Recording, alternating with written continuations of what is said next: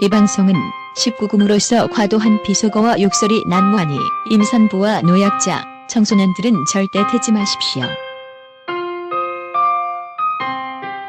개인이 어떤 법을 어길 때는 그건 진짜 아무것도 아니에요. 국가 권력을 가진 자가 법을 어길 때는 이건 암흑이에요. 이건 사람 사는 세상이 아니에요. 아무리 자기 안 당했다고 그냥 뭐 옛날 지나간 어디 텔레비 보니까 뭐 오래된 거 가지고 우리는 어제 일 같은데 그 이러면 안 될 것 같아요. 그러니까 진짜 정권을 가지고 국가를 운영하는 사람들이 정말 법을 엄격하게 지켰으면 좋겠어요. 계속 그 얘기만 몇십 년 전 얘기만 하시는 거예요 지금. 그건 현재는 없어요. 두 분한테 현재는 없고 몇십 년 전 얘기만 계속 하시는 거예요. 그렇죠. 예. 어떻게 과거에 그러시죠. 하시네요. 이 박사 이 작가 EJ 그 25번째 시간 시작하겠습니다.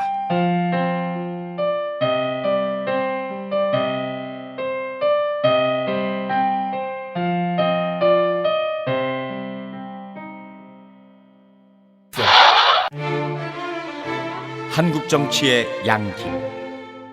김영삼과 김대중의 관계는 어떻게 평가될 수 있는가? 그들의 정치 입문부터 대통령에 당선될 때까지 이들의 발자취를 통해 근현대사를 말한다. 작가 이동영의 역작 영원한 라이벌 김대중 대 김영삼. 온오프에서 절찬 판매 중입니다. 도서출판 왕의 서재. 안녕하십니까 이 박사님. 안녕하십니까. EJ의 동네 북 이 박사입니다. 왜? 아유, 제가 EJ에서 컨셉이 박사인데 저도 모르는 바보 이거잖아요. 근데 같이 방송한 이 두 새끼가 진짜 사람을 호구 취급해요. 이 작가 이 가뜩이나 승질 들어온 새끼가 요새 뭐 그렇게 민감한지 모르겠어요. 자기 일보 가는 스케줄 다 잡아놓고 녹음 날짜를 갑자기 통보하더니 야, 나 선약 있어. 그러니까 지랄하지 마 이 새끼야 막 이렇게 얘기하고 난리도 아니에요. 야, 너도 방송에서 기여하는 것도 없는데 날짜라도 맞춰줘야 될 거 아니야. 야, 이 새끼야. 아이씨. 나도 내 일정이 있어. 야, 네 거는 다. 야, 네가 무슨 사장님이냐? 네가 난- 무슨 사용자냐 이 새끼야? EJ의 독재자 아니야. 아유, 성질 들어온 새끼. 아유, 뭐 하여튼 지난주에 친구 결혼식에 갔어요. 근데 친구들이 야, 너 방송 재밌게 잘 듣고 있다. 그렇게 얘기를 하더라고요. 그런데 내 자리를 노리는 사람이 또 나타났어. 조박 말고 또 있어? 수영아, 너 얘네들 절대 성격 못 맞춘다. 그냥 내가 할게. 응? 일단 내가 할게. 그래, 뭐 그렇고 뭐 봉화 갔다 왔다며? 봉화 잘 다녀왔습니다. 너 없이 갔다 왔어. 그래. 재밌었냐? 재밌었지. 재밌을 수가 있나 시간 내가 안 갔는데. 나 니들가 지금 아주 안 봐도 비디오 다 보여. 뻔하지 뭐 버스에서 어떻게 말주변 없는 니 내가 가서 분명히 재미없어. 졸라 지루해하지 않았나? 아니야, 야. 재밌었어.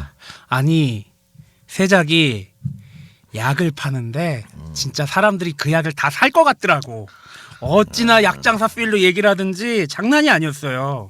내가 가끔 방송에서 그런 리플들이 보이잖아요. 뭐 세상 뭐 하는 놈이냐, 진짜로 그런 걸 다 해봤냐. 그래서 뭐뭐 하면서 살아왔는지에 대한 얘기를 버스 안에서 제가 처음으로 해드렸습니다. 봉화에 같이 갔다 오신 분들만의 특권이라고 할 수 있죠. 세작은 원래 과거에 무엇을 했다. 그래서 뭐 보람이 있었어?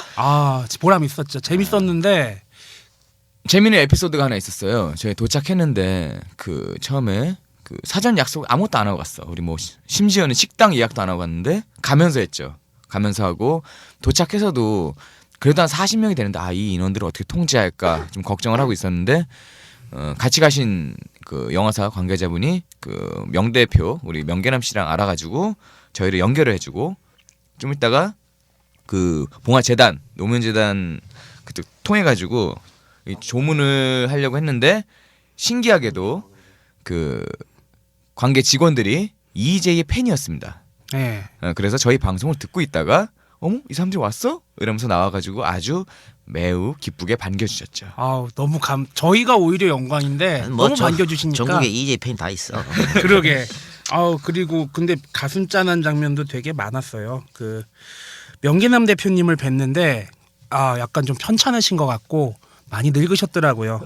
그리고 이제 명계남 씨가 자기가 지금 쓴 책을 저희한테 준다고 이렇게 책을 찾으러 차에 가시는데 주차장에 BMW, 벤츠 고급차들이 쫙 서 있었는데 저 끝에 있는 구형 마티즈 문을 덜컥 열더니 거기서 책을 주시더라고요. 야, 그것도 오토락이 아니야. 아, 그렇더라고. 진짜 뒷문 따로 열어서 주시더라고. 그 생각을 하면서 세작이 뒤풀이할 때 엉엉 우는데 아니 뭘 자꾸 쳐울어 이 새끼들은 진짜 그만 좀 쳐울어 아주 씨발 눈물의 아이콘이야? 에이 나 씨. 그리고 알았어, 이제 알았어. 그 참배하는데 펑펑 우는데 저도 좀 눈물이 좀 또 나더라고요. 근데 촬영팀에서 카메라를 들이대니까 우는 것도 편하게 울질 못하겠더라고요. 아, 너 오빠 이 새끼들 할 텐. 자, 뭐 알았어. 그거 갔다 왔는 건 됐고, 뭐 지난 방송 한번 얘기해 볼까? 지난 방송에 말이야. 리뷰가 굉장히 많이 달렸어. 뭐 네. 의도치 않았는데 힐링이 되었다. 뭐 다른 방송 듣고 열 받았었는데 EJ 듣고 마음이 좀 치유가 됐다 이런 분들이 그건 뭐 다 나의 또 편집의 힘이고. 근데 이 자식아, 네가 거기서 그 일배를 언급하는 바람에 게시판이 난리가 나지. 아이고. 일배충 이 새끼들 니들끼리 놀아 좀 우리한테 와서 지랄하지 말고. 팟빵의 리뷰 게시판이 역대 가장 지저분한 것 같아. 이런 적이 없었는데 말이야. 우리는 그런 어떤 이 정치적인 노선을 견지를 안 하기 때문에 없다고 생각했는데 이번에 어휴. 와서 뭐씨 뭐 5.18 폭동이니 어쩌니 싸샤. 그러니까 기껏 얘기하는 게 뭐 이 박사 자살해라 뭐 아니면 저 찔찔 우는 새끼 뭐냐. 그 정도밖에 아니었는데. 근데 갑자기 무슨 광주는 폭동이었다. 뭐 한번 공수특전단한테 죽어봐야 정신 차리겠느냐. 아니 내가 언급한 일배 걔도 와서 썼더라고. 썼더라. 이 작가 형님이 언급한 일배축이 저예요. 졸라 감동받았어요. 좀만 더 했으면 넘어갈 뻔했다고 진짜. 진짜 문제는 찍을 뻔했는데 그랬다고. 나 진짜 아까워. 조금 더 땡겨야겠어. 조금 더 노력해야겠어. 그리고 아니 지난 방송에서 파리쿠 뭐 MLB 파크 불펜 뭐 어디였더라? 클리앙 뭐 많이 언급했는데 다 어유. 먹었지. SLR 클럽만 이 인간들이 언급을 안 해가지고 SLR 클럽 모 회원께서 뿔이 나셨는데 그래? 제가 SLR 클럽 자유 게시판에 사과글 올렸습니다. 그리고 지랄을 다르구나, 네가. 세작이 댓글 달았습니다. 자기 혼자 살려고 그런다고. 저는 제 기억에 한 줄 알았어요 얘기를. 안 했어. 깜짝 놀랐어 나도. 저거 보자. 여성 시대라고 있어. 거기도 음. 파리쿵만큼 개념녀들이 많은 동네인데. 달려가는 그거 말고 그 말고 이 새끼야. 듣고 있는데 거기에 네. 그 리뷰가 있더라고.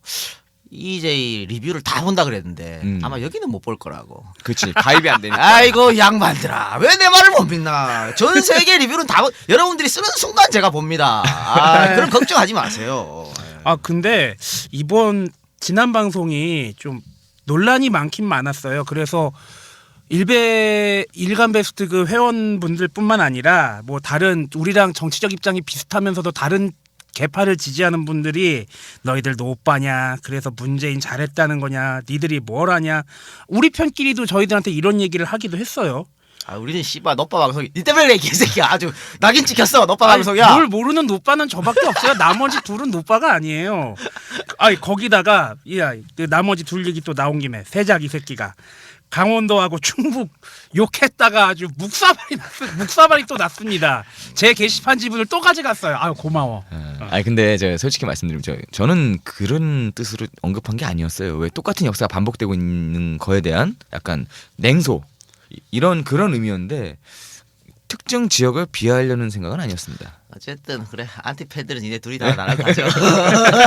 나랑 가지고. 야 근데 확실히 팬은 네가 제일 많더라. 당연 내가 보험 갔으면 버스 다 5대는 갔어 이 새끼들아.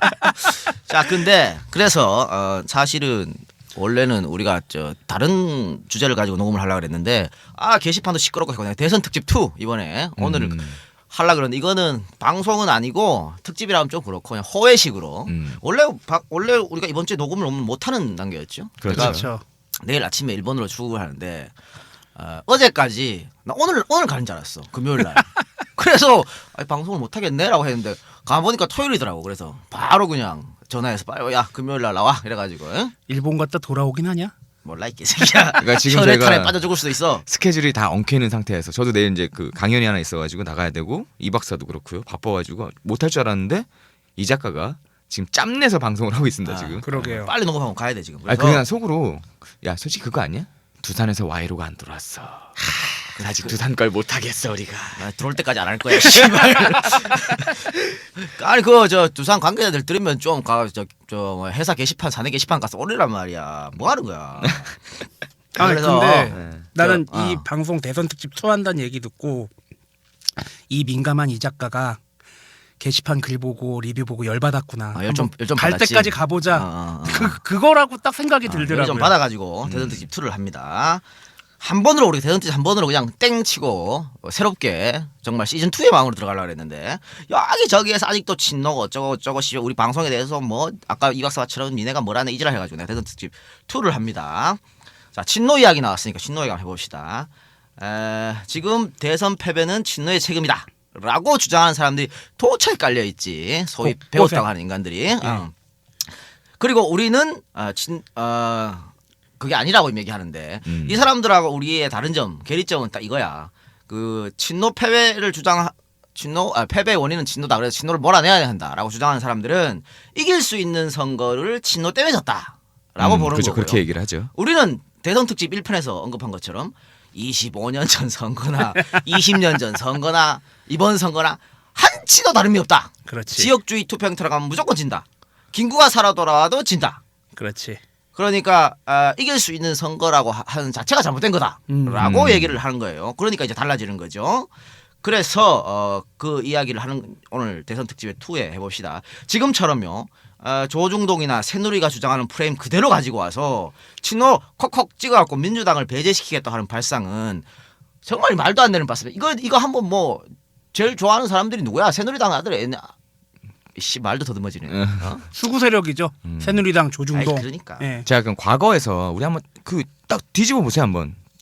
지금까지 국민들이 직접 투표로 12번의 대통령 선거를 했습니다. 여기서 우리 쪽이 이긴 거는 딸랑 2번이에요.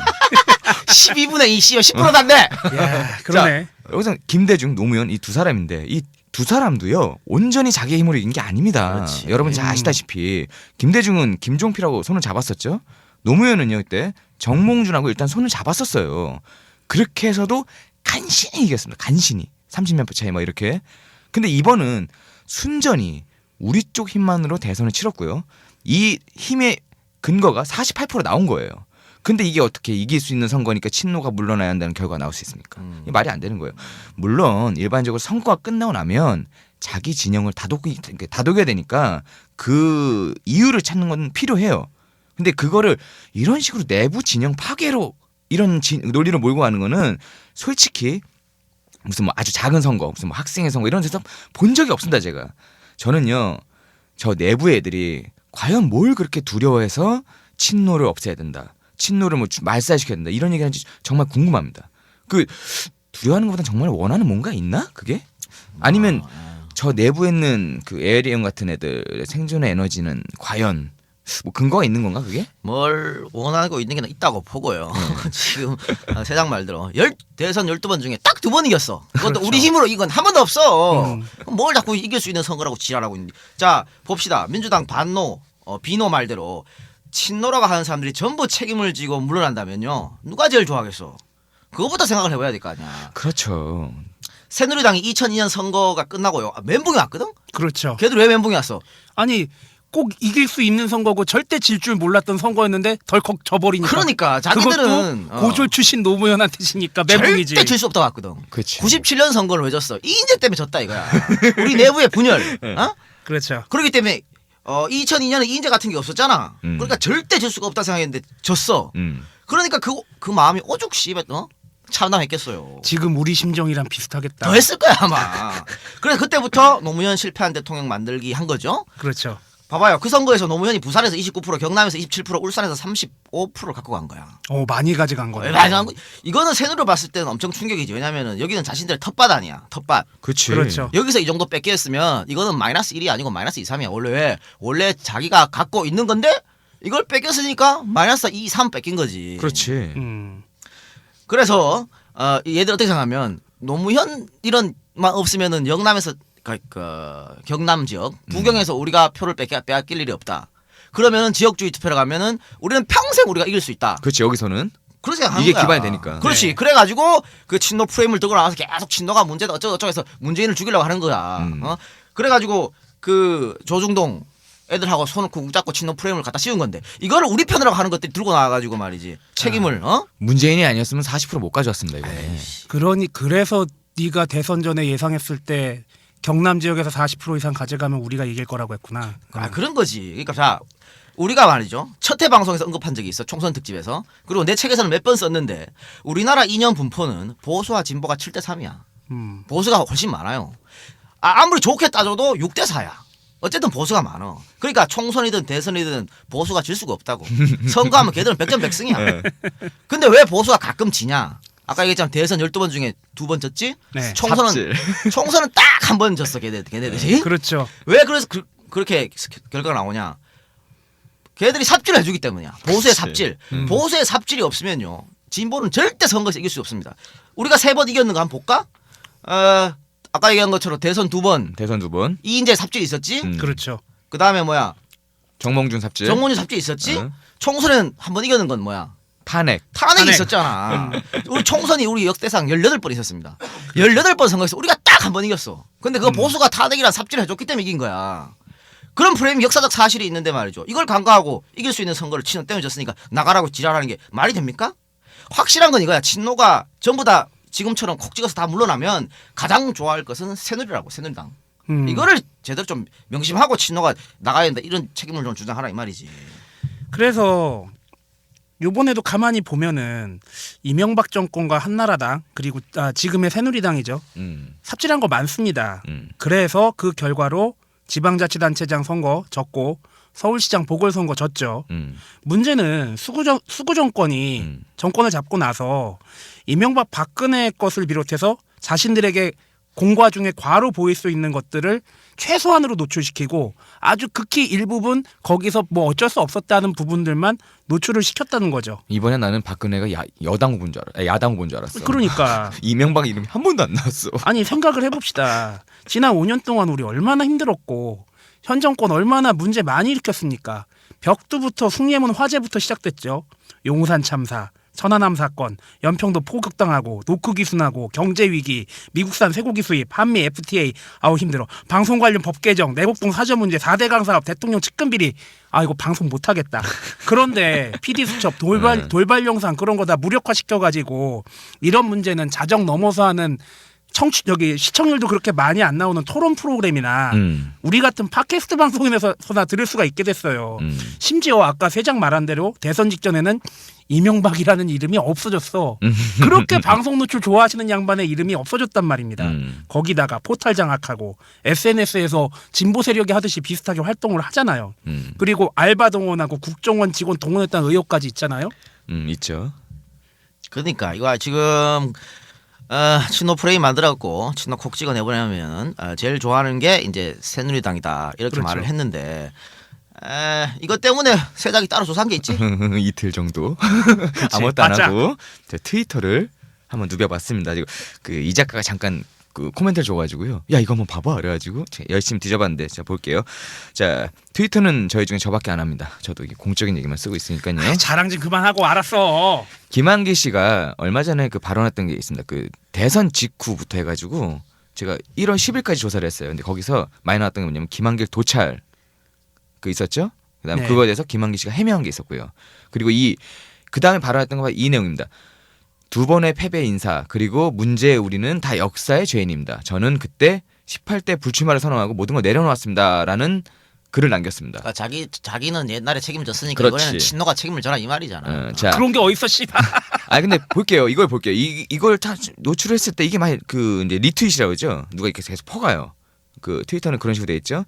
이걸 딱 보고 맨 처음에 노출한 거 최종 합계는 계산이 안 돼.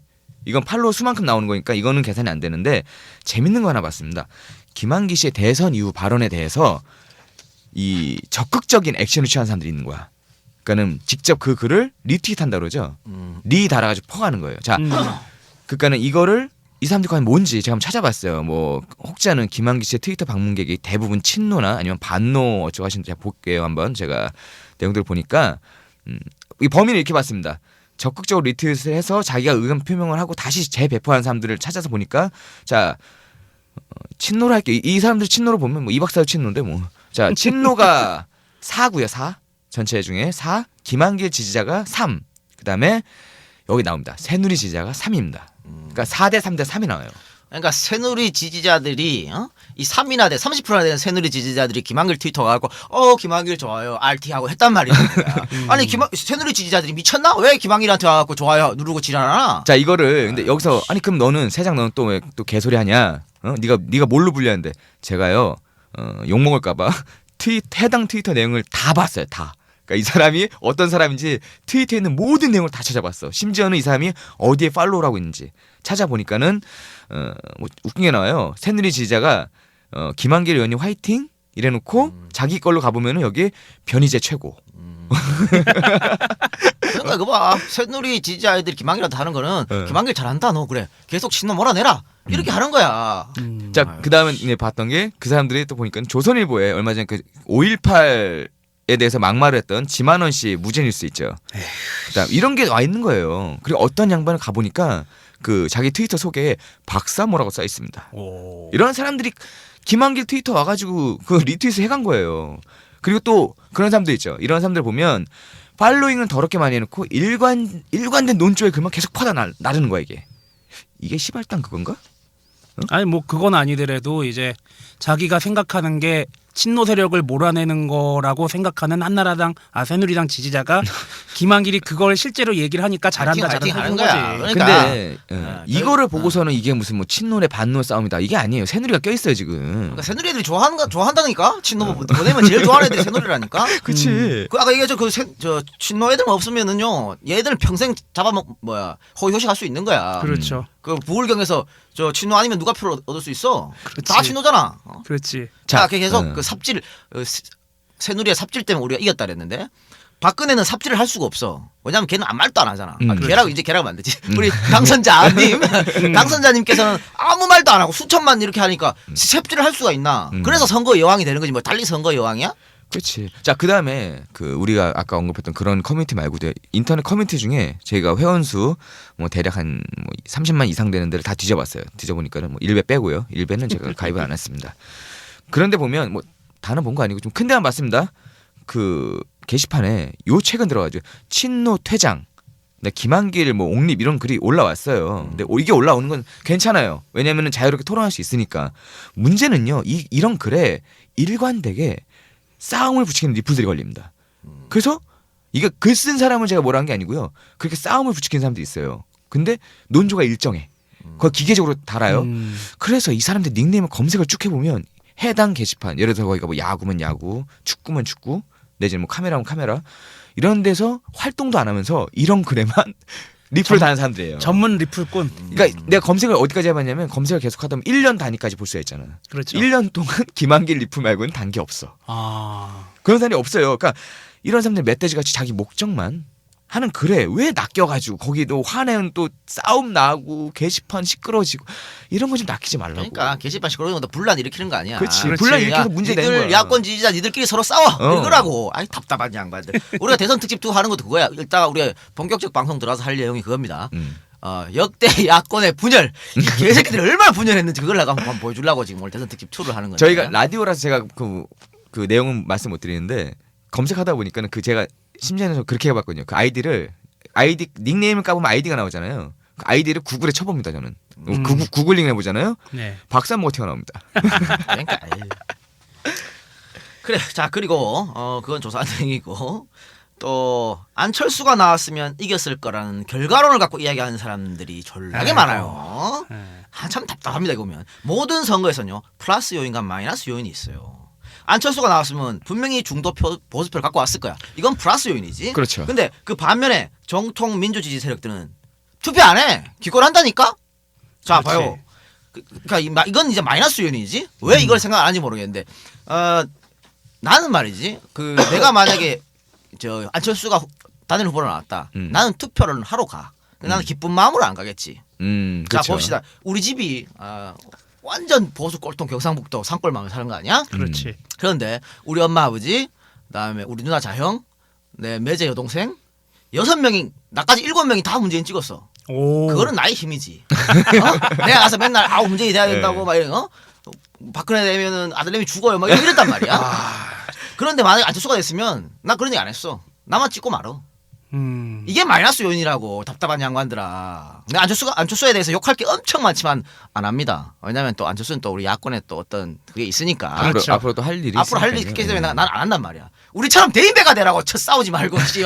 나는 뭐 욕할 게 없어갖고 지금 안철수 욕 안 하고 있나? 아유 답답한 양반들 진짜 씨. 자, 왜 결과론이 그 말도 안 되는 건지 내가 이야기해 줄게요.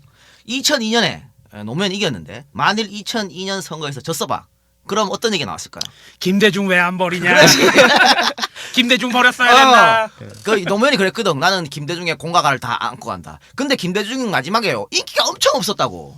그치. 그러니까 만약에 졌어봐. 왜 김대중을 안고 간다 그랬느냐. 김대중을 버렸어야 우리가 이겼다. 이지랄 하면서 정몽준이가 나갔으면 이겼을 거다. 그렇지. 햇볕 정책 버렸어야 된다. 대북 정책 기조 바꿨어야 그렇지. 된다. 뭐 100%라고 그랬을 거라고. 이 답답한 양반들아. 이게 맞는 말이야? 이게 아이고, 답답하네, 비유하면 씨발. 이런 거예요. 자, 봅시다. 만약에 일본하고 올림픽 야구 결승을 하고 있는데 1대0으로 우리가 이기고 있다고 칩시다. 그런데 일본이 9회 말 투아웃에 만루를 만들었어. 안타 하나면 게임 끝. 그런데 우리 투수가 뭐 한 유현진급이라고 합시다. 일본 마지막 타자한테 노볼 투 스트라이크에서 이렇게 유리한 볼 카운트까지 만들어 놨어. 그러니까 9회 말 투아웃 2사 말루. 그렇지. 투 스트라이크 노볼. 그렇게 되는 거죠. 그런데 그 다음 건 고민스러울 거 아니야. 유인구를 던져서 헛스윙을 유도하느냐, 파울이나 헛스윙을 유도하느냐, 아니면 정면 승부 들어가느냐. 이게 둘 다 위험 부담이 있거든요. 그런데 정면 승부 들어갔다고 치시다 그 유현진이. 그런데 안타를 맞았어. 어떻게 되겠어요? 난리 나겠지. 이거 없지. 유현진은 그냥 친일 매국노 되는 거야. 거기서 왜 정면 승부를 했냐 씨야. 유인구를 한두 개 던졌어야지. 야, 포수가 한번 흐름 좀 끊고 올라갔어야지. 아유, 유현진이 매국노 자식 아주 가루가 됐을 거예요. 그런데 만약에 역으로 또 정면 승부 들어가서 스탠딩 삼진으로 게임셋 됐다 칩시다. 그 영웅이 되지 뭐. 그치. 역시 유현진이다. 역시 메이저리그 진출한 투수. 당연히 유인구 나올 줄 알았는데 역으로 승부 들어가서 이겼네. 유현진 이렇게 되는 거지. 여기 다 야구 자원이니까 말루에서는 그 유인구 던지기도 쉽지 않아. 그렇죠. 페스티벌 나오면 어떨 거야. 씨. 그렇지. 이게 결과론의 허무함이라는 거죠. 그러니까 결과로는 이 말이 안 된다니까. 결과론 놓고 안철수가 나오면 안 된다고 얘기하는 사람들, 뭐 평론가들, 기자분들 많죠. 그리고 뭐 제가 개인적으로 존경하는 법륜스님, 그리고 지성과 미모를 갖춘 나의 이상형 김민정 교수님, 그 스스로 얼굴에 먹칠하는 겁니다. 스스로 기자이고 평론가라는 그 타이틀에 완전히 그 점수를 깎아 먹는 거예요. 그래. 그러니까 자 우리 본격적 방송 들어가가지고 오늘을 이 짜증나는 야권의 분열. 자 봅시다. 이번 선거에 저쪽은 씨발 뭐 그 사이 틀어졌던 김무성, 박근혜랑 사이 완전 틀어졌었거든. 그렇죠. 근데 김무성에다가 졸라 싸웠던 이재호, 정몽준, 걔들까지 다 부르고 그것도 모자라가지고 하나갑이, 한광옥이, 김경재까지 다 불러 모았어. 또 시작이다. 그래갖고 선거 치렀는데 우리는 선거 지휘하려고 하는 책사라고 하는 이해찬, 박주현까지 다 내쫓았잖아. 그렇죠. 그래갖고 선거했는데 살짝 이런 분열의 역사에 대해서 이따가 이해찬, 박지원이 새누리당 안 간 게 다행이다. 원래 보수는 이 부패로 망하고요. 진보는 분열로 망합니다. 빨갱이 개새끼야. 진보 분열 얘기하지 마. 아니 사실 그건 그 우리 팬카페 진보의 역사에 대해서 좀 얘기해달라. 그러니까 진보 정당의 역사에 대해서 그런 요청이 있더라고. 네. 좀 있었죠. 여러분 못합니다 그거. 그 당을 합쳤다 이거요. 한 일주일 해도 모자라. 얼마나 당을 합쳤다 깼다. 분열이 그렇게 심했었어. 누가 또 그 완전- 얘기 하더라고요. 그 저한테 학생운동의 역사 알려달라고. 근데 저한테 그 책이 있긴 있어요. 계보책이 있는데 그렇지. 이거요 무슨 분자 화학식까지 돼 있어요. 아우 미쳐. 너무 많아요. 엄청나요. 진보의 분열은 어떻게 뭐 다룰 수가 없습니다. 하고 싶어도 할 수가 없는 거예요. 자, 뭐 그건 그렇고 자, 뭐 또 몇 분 했나 이거? 또 앞에 한 30분 했네. 아씨, 자 30분 건너뛰고 또 들으시겠는데? 건너뛰세요 듣기시면. 자, 그러면 본격적 방송에 들어가 봅시다.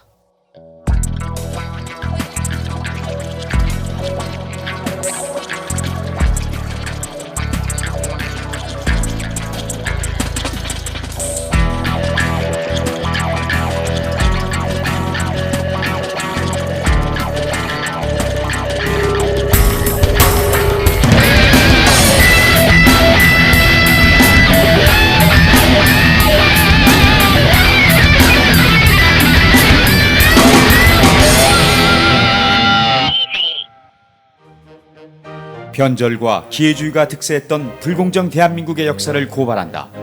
와주테이의 박쥐들. 국회에 기생하는 변절자와 이들의 기회주의적 형태를 낱낱이 파헤친 근현대사실록 와주테이의 박쥐들. 작가 이동영의 권력을 향한 두 번째 직격탄. 와주테이의 박쥐들. 유사품 외주테이의 박쥐들에 주의하십시오. 온오프에서 잘 찾아보면 있습니다. 도서출판 왕의 서재.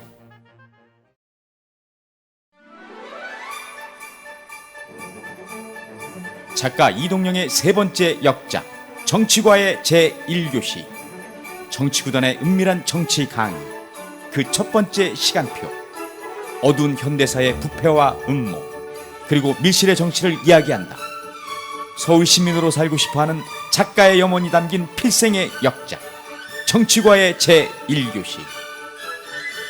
이 작가 오빠 화이팅! 이 작가 오빠 내려가시면 안 돼요. 오빠 화이팅! 도서출판 왕의 서재.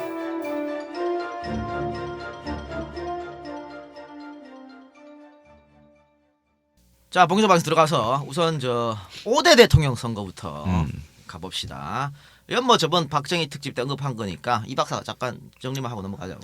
예. 그때 당시에 윤보선 허정으로 분열이 됐죠. 지난 박정희 특집 2편에서 언급을 했지만 제비뽑기로 야권 단일 후보 뽑자고 했다가 누가 땡깡 부리고 강목쇼 한 번 있었고 강목쇼 이거 좀 설명 좀 해줘봐. 세작이건 뭐 이 작가건 강목쇼 뭐 한 거야? 아니 이거 이제 거기서 이제 다 뭐라 그래 전당대회 같은 거 하는데 와가지고 또 투표 못하게 또 애들 당원들이 지랄하고 한 거지 뭐. 그렇죠. 그래가지고 자꾸 분열되니까 야권 원로들이 잘 해보라고 협상 주선하려고 노력하고. 아, 똑같지? 저 이거 50년 전이나 지금이랑 똑같아. 원로들이 야 잘해봐 이렇게. 그리고 원로들이 막 뭐 이런 표현에서 뭐하지만 땡깡 부리고 니네 만약에 갈랐으면 다 역사의 죄인이 된다 막 그러고 그런데 결국 단판 결렬되고 난리법석 끝에 결국 동시 출마했습니다. 그리고서 그 투표용지에 이름이 찍혀 나왔죠. 찍혀 나왔지. 그 상태에서 허정이 후보 사퇴를 해요. 너무 늦었지. 그런데 맞습니다. 너무 늦은 겁니다. 박정희 쪽에서는 똘똘 뭉쳐가지고 관권, 금권, 부정선거 착착 진행하고 있었죠. 그런데 야권은 분열이 된 거예요. 부정이라 얘기하지 마 임마. 지금 그러면 안 돼. 사실은 사실이지 뭘. 그래서 결과적으로는 박정희 46.6%, 윤보선 45.1%. 1.4% 차이야. 씨. 지금이야 졸라 1.5% 차이네. 지금이야 졸라 유사하지 않아요? 15만 표 차이로 끝났어요. 야 대통령 선거가. 뭐 당시 박정희 씨가 이긴 이유는 여러 가지가 있겠습니다만 야권이 분열하지 않았으면은 아마 이길 수도 있었을 15만 표 거예요. 차이니까 예. 미리 좀 후보 단일화 해가지고 싸우지 말고 그러니까 이런 항상 야권의 분열, 야권의 싸움. 선거 결과 놓고 지랄 막 터지게 싸우고 늘 똑같은 짓 하니까 맨날 지는 거야. 그러고 보면 박정희가 나중에 유신을 하려고 했던 것도 이해가 된다. 왜? 이렇게 아슬아슬하게 이기고 김대중 나오고 그러니까 그렇지. 그러니까 쫄아가지고 늘 똥줄 튀는 거지. 네, 봅시다. 자, 이때 윤보선이가 민정당 간판을 달고 대통령 선거에 나왔어요. 그리고 졌지? 근데 이제 이 민정당이 6대 총선 후에 제4당인 자유민주당을 흡수하고, 그러니까 제1당은 공화당, 제2당은 민정당, 근데 제4당인 자유민주당을 흡수하고 제3당이자 제2야당인 민주당은 제5당인 국민당을 흡수합니다.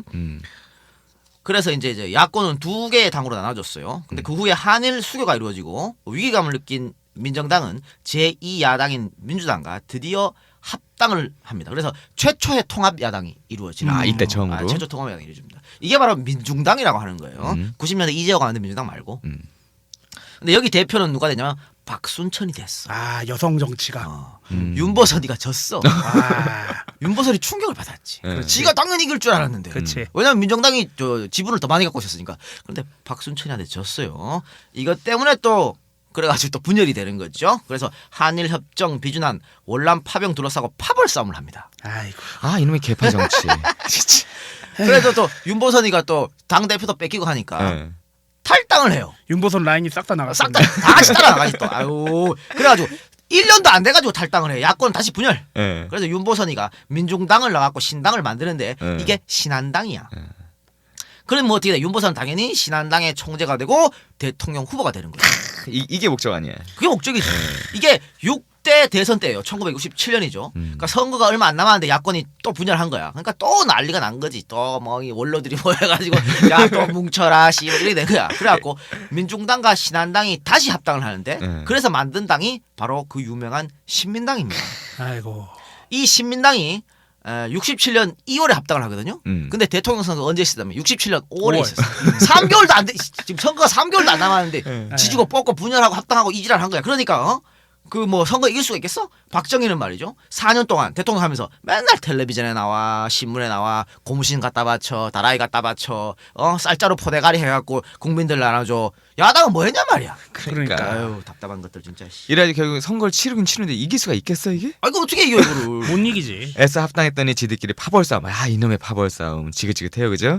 분열한 6개월도 안 돼요. 또 당을 쪼갰다가 다시 또 합치고 하는데 이게 이 당이요 제대로 돌아가는 당이면 그게 또 더 웃긴 거예요. 그러면 자 그래서 67년 선거는 이 박정희가 51.4 윤보선 40.9로 지게 됩니다. 압도적으로 져버렸네. 아 윤보선 뭐야 도대체. 우리 윤 씨, 자 윤보선 진짜 상태 안 좋죠. 이 공화국에서 이 그때 쿠데타를 묵시적으로 승인한 양반이 그 다음 대선에 자기가 양보 없는 고집으로 나가가지고 깨지고 그 다음 대선에서 파벌 싸움하다가 당 깨놓고 지가 대통령 후보로 나와가지고 또 깨지고 뭐하는 인간이야? 아, 이 윤보선이란 분이 그래도 이제 훌륭한 일도 많이 하신 분인데 약간 좀 기회주의적인 처신이 있다는 평가도 많이 있어요. 앞에서 세작이 언급했지만 5.16 쿠데타를 묵시적으로 동의했다는 비판이 있습니다. 이건 박정희 특집 때 설명을 했어요. 뭐 장면과의 라이벌 관계, 정치적 판단 뭐 등등이 그 원인이라고 생각을 해요. 그런데 결국엔 이게 무슨 말이냐? 자신의 감정과 이익을 위해서 쿠데타를 묵인했다는 비난을 받고 있다는 뜻입니다. 저 한국 정치에서 저는 제일 싫은 사람들이 이렇게 자신의 감정과 이익 이 두 단어로 움직이는 사람들 보면 치가 떨려 저는. 그렇죠. 또 6대 대통령 선거 때 쇼 한 번 한 거 아닙니까? 민중당에서 뜯어 말렸는데 대선 나가겠다 고집 피워가지고 결국 졌죠. 실제 국민당 당적으로 또 출마를 합니다. 그런데 후보 사퇴했다는 얘기 듣기 싫으니까 박기출이란 분한테 양보를 하는 형식을 취해요. 그리고 결국 조봉암하고 진보당 활동했던 혁신계 인사였어요. 이 박기출 씨가 이 선거에서 4위하고 결국 물러납니다. 지금 파벌 싸움 얘기를 하는데 파벌이면 꼭 나쁜 건 아니야. 그렇죠. 근데 지금도 지금 친노 물러나라 이거 다 파벌 싸움이거든. 그렇죠. 파벌 싸움인데 그럼 새누리당엔 파벌이 없냐? 있어. 있지. 친노 친박 있잖아. 친노래 친노가 입에 뺐어 이제. 친이 친박 있잖아. 예. 그런데 걔네들은 파벌 싸움을 하더라도 뭐 하나 있으면 뭉쳐. 그렇지. 왜 걔들은 이익 집단 아니야. 그렇지. 그래서 그렇지. 뭐가 하나 있으면 뭉치는데 이쪽은 이익을 노리는 것도 있으면서 또 한쪽 마음에 그래도 뭐 정치 민주적 이렇게 생각 이게 섞이는 바람에 파벌 싸움하고 치라는 거야. 아니 이번 봐봐 친이계 수장인 좌장인 그 이재호가 막판에 부산 내려가잖아. 그러니까 물론 가서 그냥 회 먹고 그 떡 먹고 이렇게 하고 왔는데 내려가잖아 그래도. 그게 다른 점이지.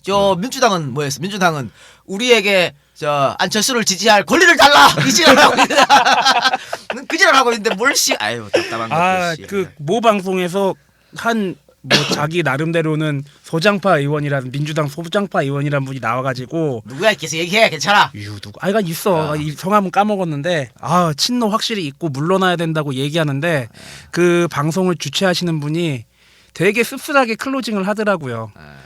민주당 아직 정신 못 차린 것 같다. 답답하네. 자 그럼 7대 대선을 가봅시다. 7대 대선은 이제 그 유명한 40대 기술원이냐. 이거는 뭐 우리 김대중 특집, 김영삼 특집 계속해서 언급했던 건데 이때 이제 아까 얘기한 그 신민당이야. 이제 신민당의 이제 총수는 유진호 씨였는데 유진호가 병으로 쓰러졌어요. 그러면 이제 그 밑에 유진산이가 이제 신민당 후보로 나올 줄 알았는데 김영삼이 그 사쿠라론을 들고 나오죠. 이 사쿠라가 뭐냐면은 원래 벚꽃을 뜻하는 일본어인데 우리나라에서는 여당과 내통하는 야당 정치인이나 사기꾼을 뜻합니다. 유진산이 온건하고 박정희 쪽에서도 내심 유진산을 카운터 파트너로 생각을 하니까 김영삼 입장에서는 이 사람 사쿠라구나 이렇게 생각하는 거죠. 선명 야당이 아니다 이 그렇죠. 말이지. 예. 그래서 이제 김영삼이가 그 유진산 사쿠라야 이러면서 공격하면서 40대 기술원을 들고 나오죠. 그러니까 이제 유진산이 가만히 있을 수 있나?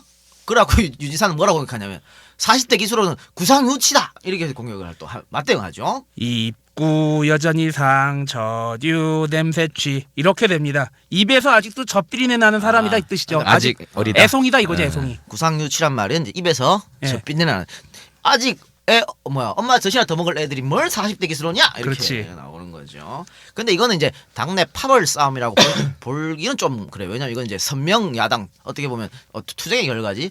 뭐 YS나 DJ는 그 박정희랑 한번 세게 붙어보자 이런 거고 유진산이나 이쪽은 이제 아까 얘기한 사쿠라론이 먹히니까요. 그렇게 나오는 거니까 선명 투쟁이라고 보면 어쨌든 그게 더 맞을 것 같아요. 어쨌든 이 경선에서 김대중이 뭐 김영삼에게 극적 역전승을 하죠. 그래서 대통령 선거에 나가고 뭐 박정희한테 약 한 100만 표 차이로 집니다. 대통령 선거 한 달 뒤에 총선이 실시되었는데 이 총선은 야당에게 엄청나게 중요한 선거였어요. 왜? 박정희가 삼선 개헌하면서 이번이 마지막이다 했지만 누가 그 말을 믿어 씨? 못 믿지. 법까지 삼선으로 바꾼 사람인데. 그러니까 헌법을 바꿀 수 없게 국회의원의 그 야당 국회의원을 많이 만들어내야 되는 거야. 그렇죠. 쪽수로서 이 그 개헌 저지자를 확보해야지. 그러니까 대단히 중요한 선거였는데, 근데 이 중요한 선거를 몇 주 앞두고 이른바 진산 파동이라고 하는 게 터집니다. 아까 그 유진산 진산 파동이 터져요. 박정희 특집 때 하려다가 시간 없어가지고 건너뛴 거지. 아, 그때. 그랬나?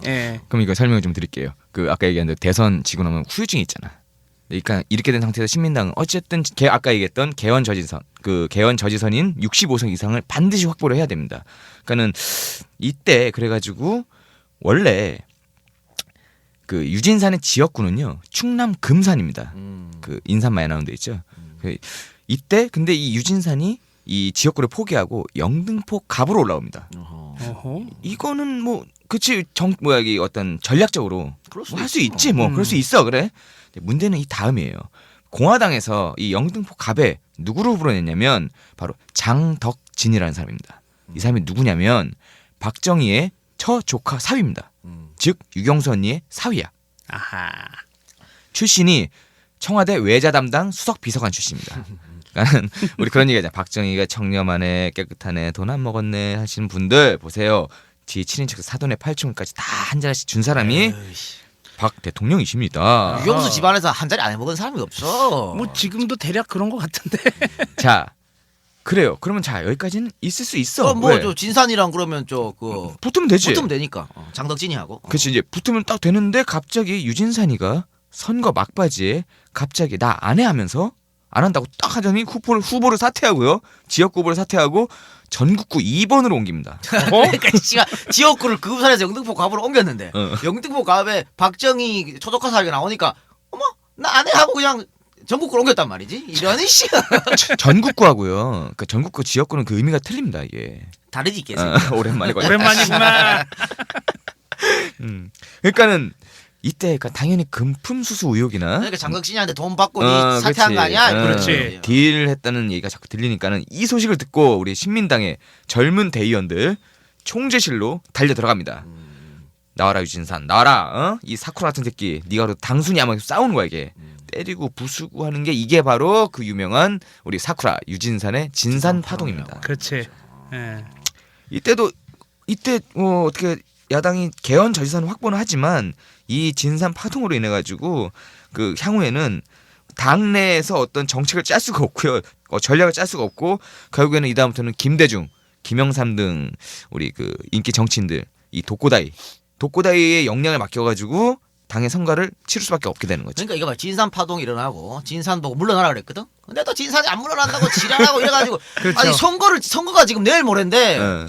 뭐 작전은 뭐 선거 전략은 뭐고 간에 또 파월 싸움이야.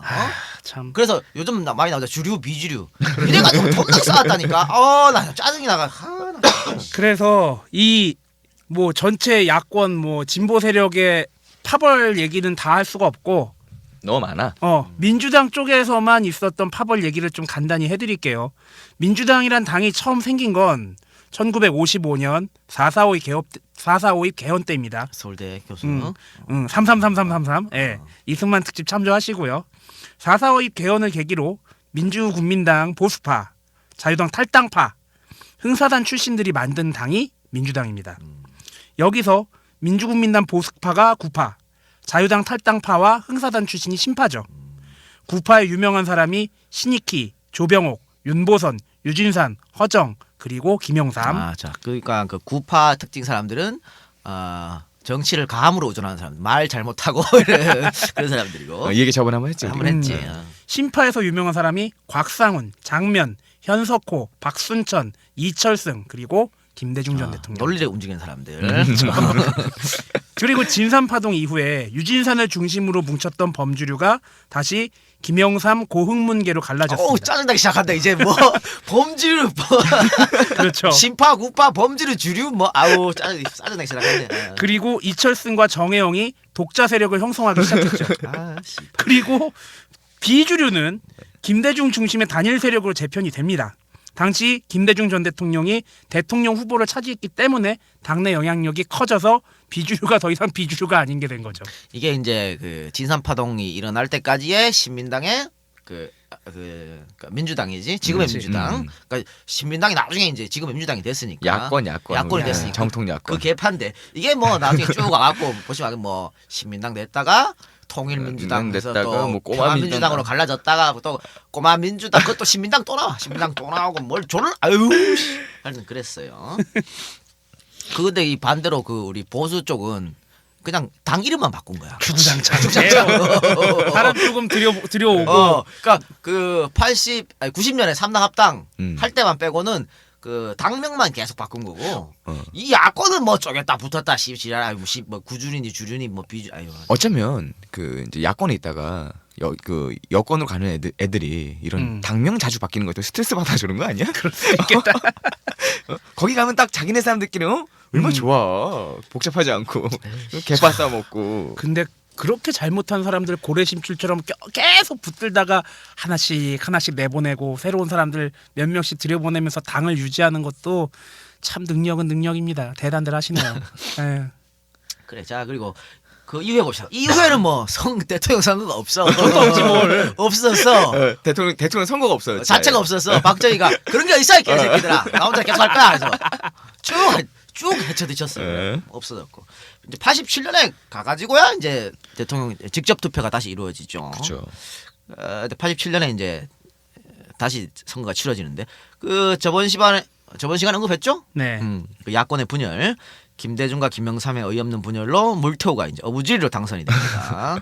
그러면 선거 끝나고 어떻게 됐을 것 같아? 난리 났지. 또 이거 하지 또 책임론 또 나오고 또 지랄하는 거야. 니 때문이다 또 우리 머리끄댕이 붙들고 싸우는 거지 뭘. 난리가 났는데 지금처럼 뭐 지금하고 똑같은 거야. 양김 지지자들이 갈라져가지고 지지고 뽑고 싸우고 니 때문이다 김대중 때문이다 김영삼 때문이다 싸웠는데 그런데 특히 욕을 많이 쳐드신 거는 불출마 선언했던 김대중이야. 그렇지. 김대중은 완전 나쁜 놈이 됐습니다. 욕이라는 욕은 다 드시고 지금도 이때 불출마 선언 때문에 욕한 사람이 있지. 그렇죠. 근데 이거 확실히 아셔야 돼요. 그 불출마 선언은 김대중만 한 게 아닙니다. 이때 김영삼도 불출마 선언을 했어. 근데 지금 욕은 김대중만 얻어쳐먹고 있어. 그리고 야권은 분열은 잘하는데 욕은 모아준다. 그래. 지금도 민주당 잘못이 더 커. 문재인 잘못이 더 커. 어쨌든 두 사람 다 잘못 아니야. 졌으니까. 그런데 문재인만 잘못했다. 콕 찍었어 지금 얘기하는 거 아니야. 욕은 몰아주기. 욕은 몰아주기. 아유 그렇게 하면 피하냐. 자, 후보 단일화 못한 것도 두 사람 다 책임 있을 거 아니야. 근데 이것도 김대중이가 잘못하고 후보 단일화 못했다고. 모든 사고는 모든 일은 쌍방이야. 쌍방은 뭐 다 연결돼 있는 거야. 근데 이게 어떤 사람은 이렇게 분석하더라고. 김대중이 호남 사람이니까. 그래가지고 호남을 소외시키려 그런 거 아니야. 그런 얘기 아니 하더라고. 그런데 당시에 김대중 전 대통령이 안 물러날 수밖에 없는 이유들이 있잖아요. 뭐 여론조사에서도 김대중이 김영삼을 따따블 스코어로 이겼고 한 석 달 전에 실시한 여론조사에서 김대중이 훨씬 앞섰지 김영삼보다. 아니 그렇게 여론조사 좋아하는 사람들인데 근데 누가 양보해야 됐어 그럼? 그렇지 않아요? 그리고 지난번 시간에 언급했던 마지막 협상 결렬시킨 거 그것도 누구야? 김영삼이지 뭐. 자기가 이렇게 정승화가 입당하고 존나 인기가 올라가니 그것도 결렬시켰던 거고. 그런 거예요. 그런 거는 그러니까 아까 세장 말대로 욕을 하려면 책임 추구를 하려면 똑같은 잣대로 똑같이 해야지. 왜 김대중만 욕하냐 이 말이야.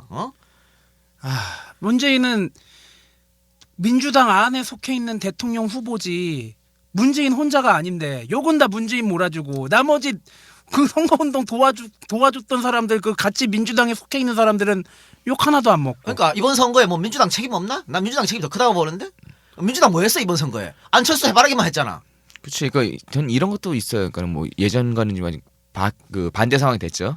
이때는 김대중 대통령이 그 여론조사에서 앞섰고 지금은 안철수가 더 앞섰고 그렇다고 해도요. 이거는 저희가 이것만 갖고 저것만 옳다라고 비판하는 건 아닙니다. 지금의 상황, 작금의 상황도 안철수 지지자들도 여기서 구태 그 책임 의식을 책임의 그 소재를 한쪽으로 몰 필요는 없는 거예요. 각 그 지분에 맞게 욕을 먹어야지. 그렇지. 왜 이거 나누고 앉았어? 아니 그런 거 아니니까 씨발 공약 민주당이 공약이라도 한번 그럴듯한 거 내놨단 말이야. 그 저 2002년에 노무현 이길 수 있었던 건 그 충청도표를 좀 갖고 왔잖아. 그게 그렇죠. 뭐야? 세종시. 세종시. 어. 그거 노무현이 머리에서 나왔겠어? 다 민주당 참모들이 해갖고 한 거 아니야. 그렇죠. 네. 뭐 했냐 말이야 민주당은 씨발. 뭐 아까 지금 얘기한 대로 그 87년 대선 이렇게 말아먹고요. 그다음 92년도 대선이 있는데 이건 볼 거 없잖아. 이거 분열이라고 할 것도 없어요. 왜냐면 이때는 92년은 분열을 할 것도 없어. 그냥 김대중 혼자 나온 건데. 거대 정당이었던 그 민자당하고 싸워서 깨진 거예요. 이거는 그렇게 얘기했잖아. 골리앗과 다윗의 싸움을 졌고 상식과 비상식의 싸움을 졌고요. 경북, 경남, 충청 다 먹은 사람들, 호남, 서울 약간 먹은 야합과 연합의 싸움을 졌으니까 이때가 아마 지금이랑 분위기가 비슷한 것 같아요. 이때를 기점으로 김대중이 일단은 정계 은퇴를 선언을 합니다. 여기에 또 좀 우리가 주목해서 봐야 될 게 있어요. 그때 당시에 우리의 또 거목, 큰 나무, 민주화 투쟁의 화신이라고 했던 김대중 씨가 필생의 라이벌 김영삼과 모든 걸 걸고 단판 싸움을 벌인 겁니다. 그리고 거기에서 져서 정계 은퇴를 한 거죠. 이건 뭐라고 할 수도 없지. 그런데 김대중 전 대통령이 이때 은퇴를 하니까 김대중이라면 눈에 불을 켜고 달려들던 수구 언론들이 앞다퉈서 김대중의 은퇴를 보도하고 엄청나게 칭찬 세례를 퍼붓습니다. 졸라 이해가 안 가. 왜 그랬을까 이 왜 개새끼들이. 그랬을까? 당시 언론에서 뽑은 제목들 한번 볼까요? 역사 속으로 떠난 거목, 눈물의 정계 은퇴, 한국과 전 세계는 그를 격찬했다. 온 국민의 가슴은 모두 함께 울었다. 인동초의 삶. 나 이거 대본 쓰다가 울 뻔했어 진짜. 야. 민주당의 김대중 후보는 오늘 이번 선거 결과를 겸허히 받아들이고 지금까지 정치 생활의 모든 평가를 역사에 맡겨놓은 채 정계를 떠나서 조용한 시민 생활로 돌아가겠다 이렇게 밝혔습니다. 김대중 후보의 정계 은퇴 선언 내용 일부를 직접 들어보시겠습니다. 저는 또다시 국민 여러분의 신임을 얻는데 실패했습니다.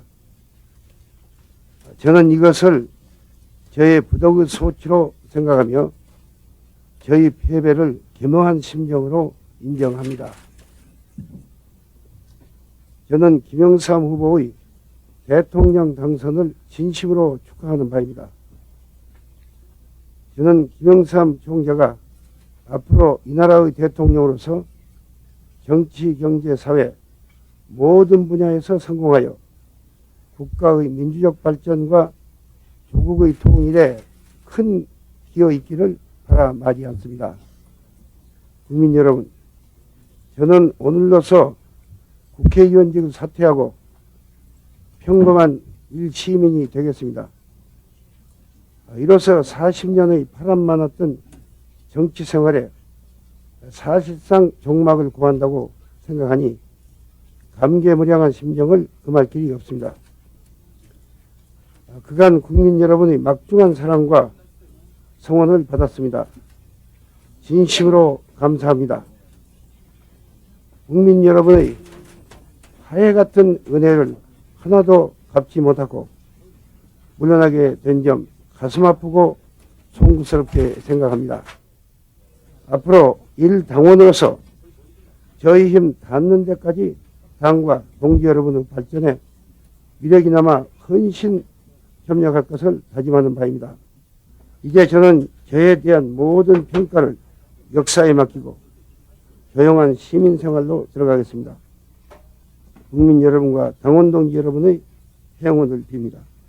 민주당의 김대중 후보가 오늘 정계 은퇴의 뜻을 밝힘에 따라서 지난 70년 이래 20여 년을 풍미했던 양김시대는 오늘로 막을 내리게 됐습니다. 김영삼 당선자와 함께 반독재 투쟁에는 민주동지로 협력을 했고 대권 고지에는 숙명적으로 경쟁할 수밖에 없었던 김대중 후보의 정치 역정, 신용용 기자 보냅니다. 김대중 후보는 오늘 자연인 김대중으로 돌아갔습니다. 마지막 정치 직함이었던 국회의원의 허울까지 벗고 평범한 시민 김대중으로 돌아갔습니다. 속세의 정치와 작별을 선언하는 순간 마포 당사를 흠뻑 적셨던 당원들의 눈물은 탁경과 지조를 갖춘 노정치인을 떠나보내는 안쓰러움 때문만은 아니었습니다. 가난한 이웃들이 의지할 큰 기둥을 잃은 슬픔이기도 했고 아직은 떠날 때가 아닌데 하는 안타까움도 함께하고 있었습니다. 대통령 삼수가 좌절된 김대중, 순환의 정치인, 민주화의 화신으로 불리우는 그의 가시밭길은 64년 6대 국회의원 총선거에서 당선되면서부터 예고됐습니다. 정부를 추궁하는 그의 논리는 매서웠으며 물 한 모금 안 마시고 5시간 동안에 걸친 의사진행 방해 연설은 아직까지 기록으로 남아있습니다. 탄압의 표적으로 주목받기 시작한 것입니다. 1971년 7대 대통령 후보 선출 과정에서 그는 40대 기수론을 제창한 김영삼 당선자와 함께 자유경선에 참여했으며 막판 극적인 역전승을 거두고 최연소 제1야당 후보로 선출됐습니다. 양김 씨의 운명적인 사랑과 미움의 관계는 이때부터 출발합니다. 유신 선포 후 김영삼 당선자가 국내에서 반유신 투쟁을 벌이는 동안 그는 망명지에서 반독재 투쟁을 했으며 73년의 도쿄 납치 사건으로부터 긴급조치 기간 동안 양김은 민주화 투쟁의 동반자 관계로 협력하게 됩니다. 80년 서울의 봄, 양김은 저마다 대권 고지를 넘보며 두 번째의 숙명적인 대결을 벌이지만 군부의 등장으로 좌절됩니다. 김대중 씨는 내란 음모 혐의로 사형을 언도받은 뒤 자의반 타의반 미국 망명길에 올랐다가 85년 12대 총선 직전에 귀국해 김영삼 씨와 함께 선명야당 신민당이 민한당을 제치고 제1야당으로 부상하는 데 결정적으로 기여했습니다.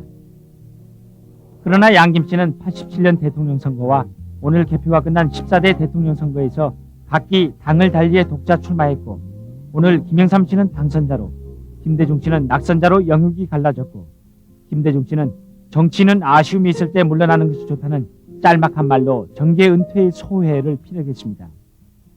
이제 그는 정치사의 산증인으로 한국 정치사를 저술하는 데 남은 평생을 보낼 것입니다.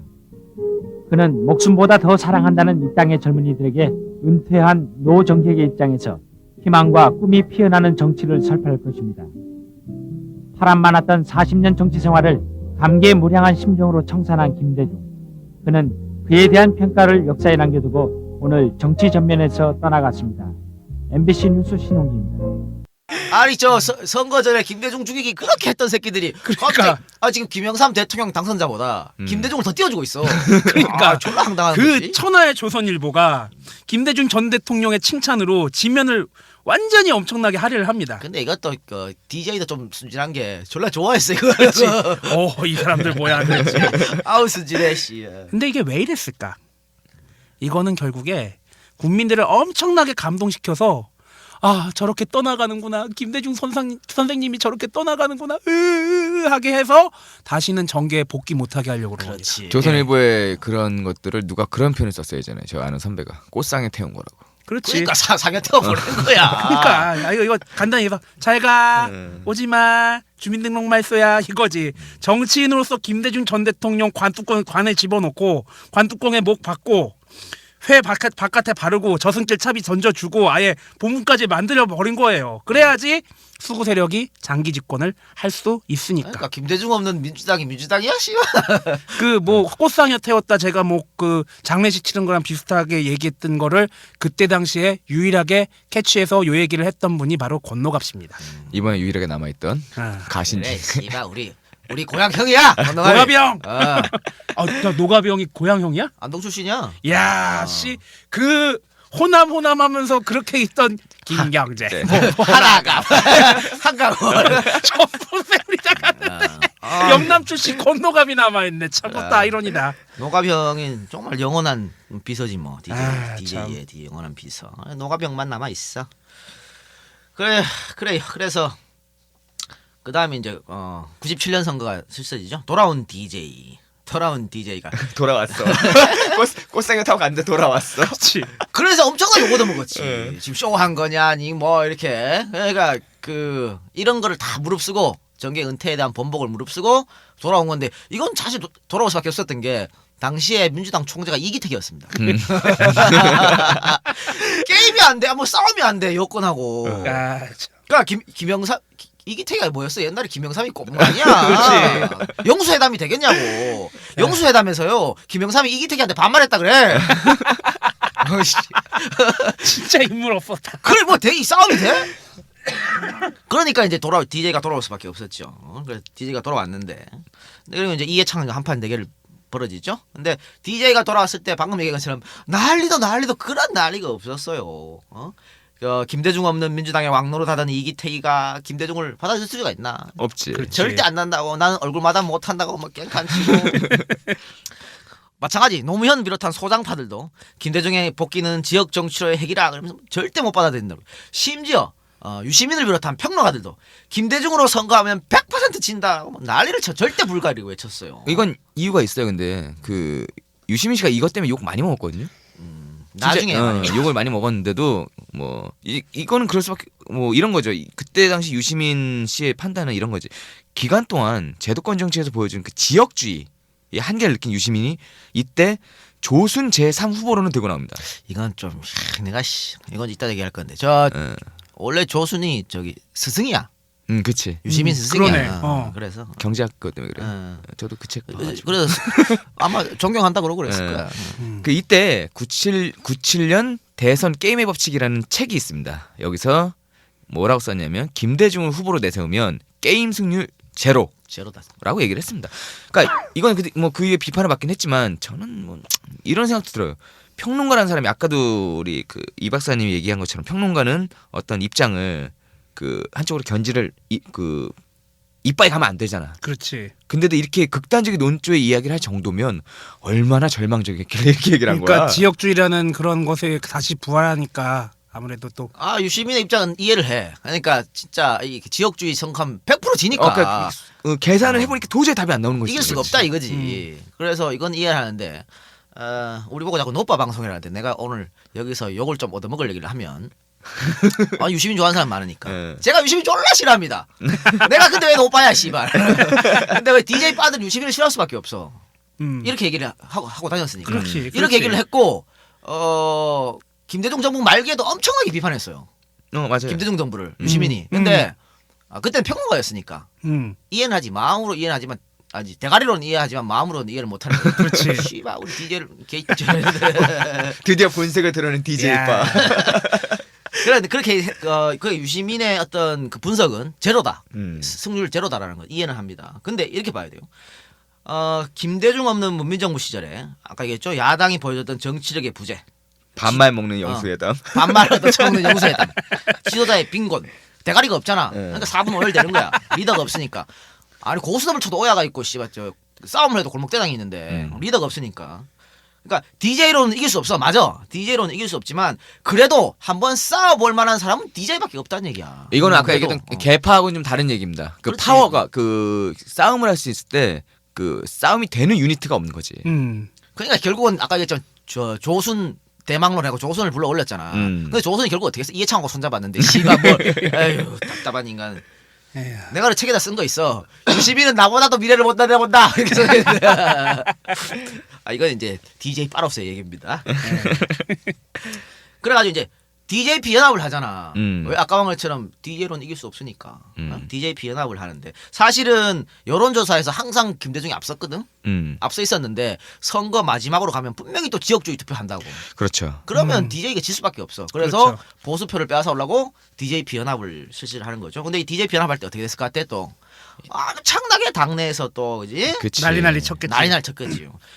그런데 그거를 무마시킬 수 있었던 거는 김대중의 카리스마지. 조용히 이것들아. 그러니까 그 정권 교체의 당위성. 야 지금 그게 중요해? 정권 교체가 중요해. 이래가지고 그 반발을 억눌렀는데요.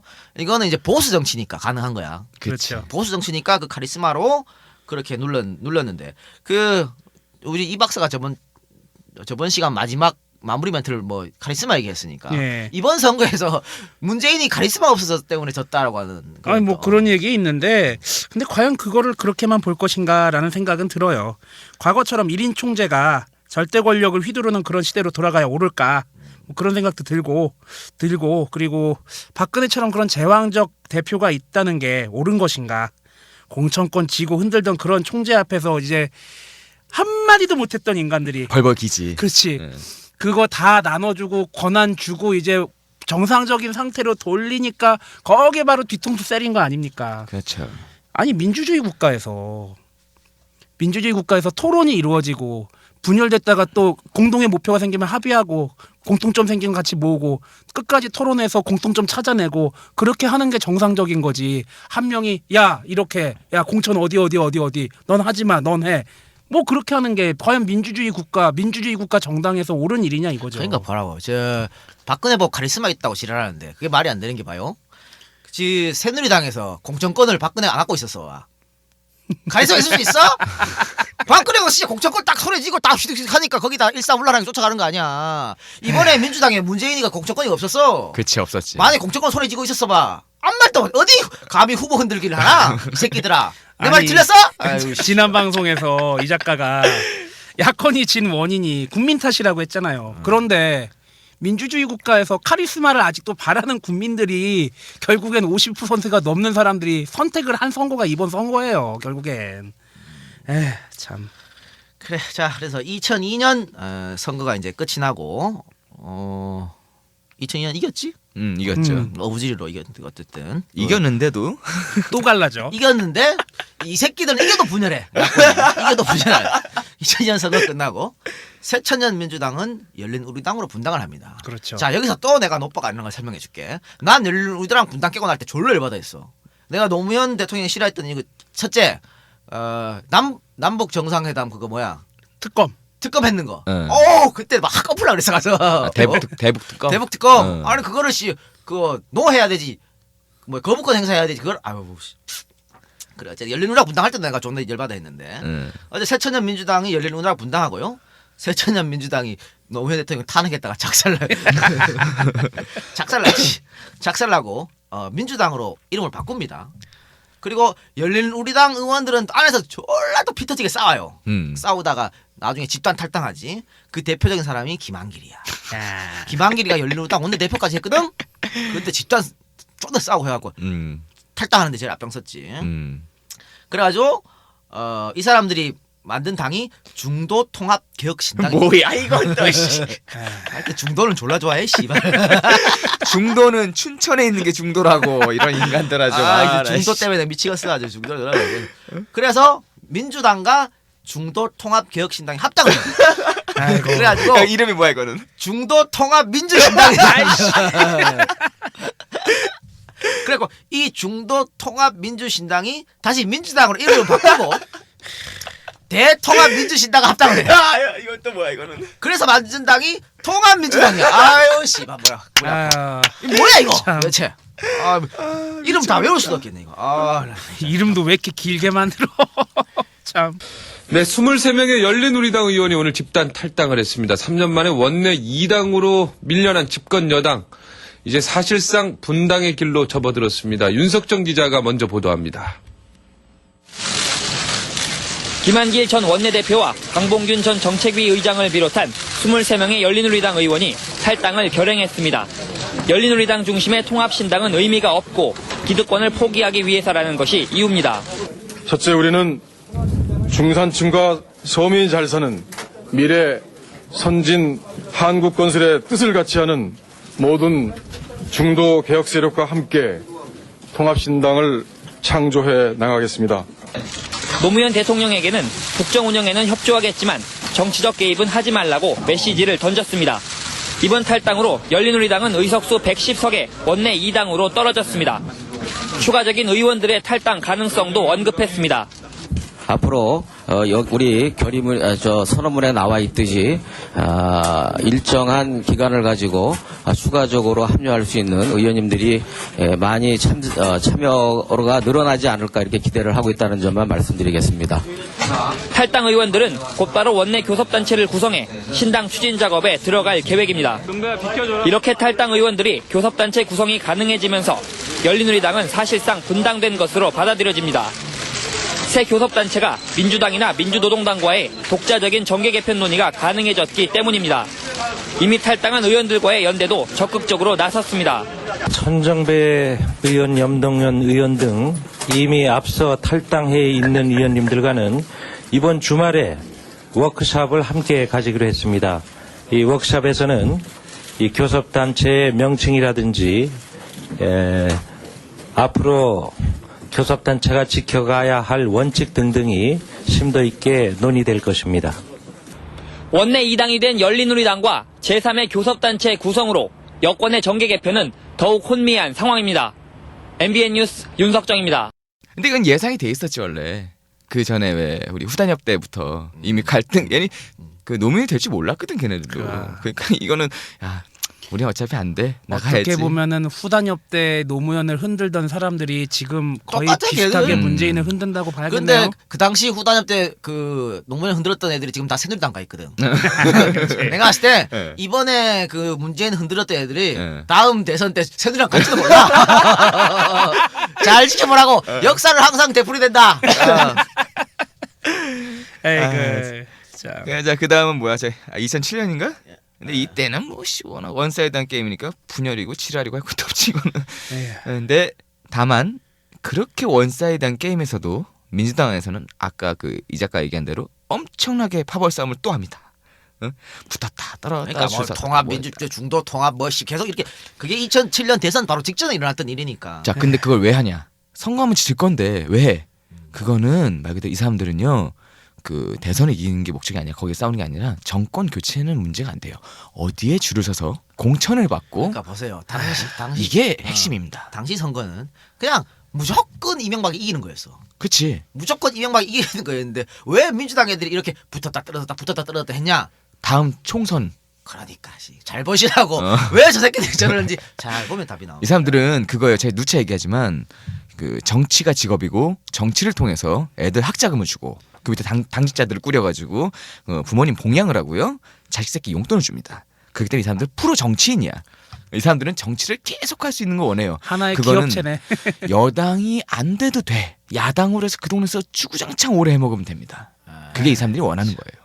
그런 사람들이 국회의원을 하고 있으니. 그러니까 사실은 국회의원 할 때 그 나라에 충성하고 국민에 봉사하고 이런 마음으로 국회의원이 돼야 되는데 그게 아니고 나의 입신 양명을 위해서 국회의원을 처하려고 하니까 제대로 되겠어? 저는요 솔직히 우리나라가 저기 뭐 북유럽에 우리가 뭐 그런 국가들 있잖아. 뭐 국회의원들이 뭐 월급도 안 받고 아니면 스웨덴 그렇게 하는 거는 바라지도 않습니다.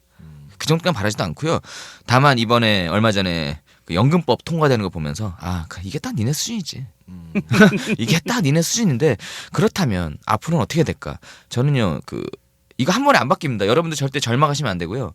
정치라는 거는 자기가 느끼고 인지한 상태에서 조금씩 바꿔나가는 게 중요하지. 이게 한 번에 이 사람들이 갈릴 것 같아요.